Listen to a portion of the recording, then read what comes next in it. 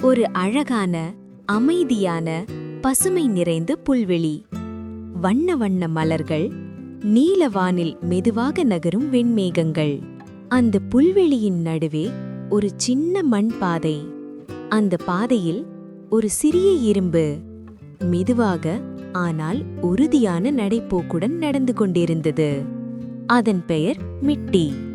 மிட்டி ரொம்பவே உழைப்பாளி. வேலைதான் வாழ்க்கை, அதுதான் அவனுடைய நம்பிக்கை. தினமும் உணவு தேடுவது, சேமிப்பது, எதிர்காலத்துக்காக உழைப்பது, அதுதான் மிட்டியின் உலகம். அன்று மிட்டி அந்த பாதையில் நடந்து கொண்டிருக்கும்போது ஒரு இனிமையான இசை காற்றில் மெதுவாக மிதந்தது. கூர்மையான பார்வை. மிட்டி நின்றது. காதுகளை கூர்மையாக்கி கேட்டது. புல்களின் நடுவில் ஒரு பச்சை நிற வண்டி, கையில் ஒரு வயலின், முகத்தில் அழகான சிரிப்பு, கண்களில் சந்தோஷம். அவன் பெயர் கீரு. கீரு இசை வாசித்துக் கொண்டிருந்தான்.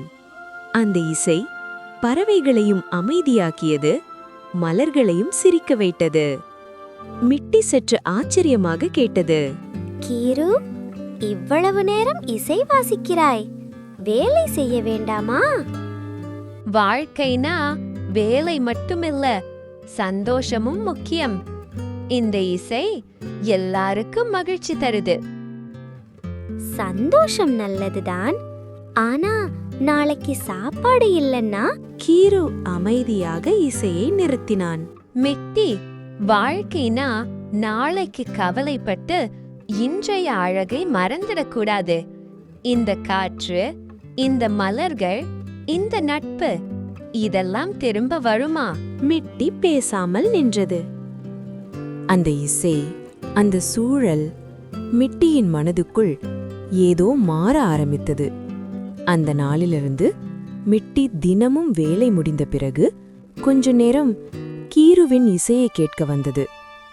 மெல்ல மெல்ல மிட்டியும் சிரிக்க கற்றுக்கொண்டது. கீருவும் மிட்டியிடமிருந்து சேமிப்பு, பொறுப்பு கற்றுக்கொண்டான். ஒரு நாள் பெரிய மழை, புல்வெளி முழுக்க நீர், பல பூச்சிகளுக்கு தங்க இடமே இல்லை. அப்போதுதான் மிட்டி சொன்னது. கீரு, நீ என் குடிலுக்கு வா, நான் சேமிச்சது இருக்கு. கீருவின் கண்கள் நனைந்தது. கீரு சொன்னான், நான் இசை மட்டுமே கொடுத்தேன், நீ வாழ்க்கையே கொடுக்கிறாய்.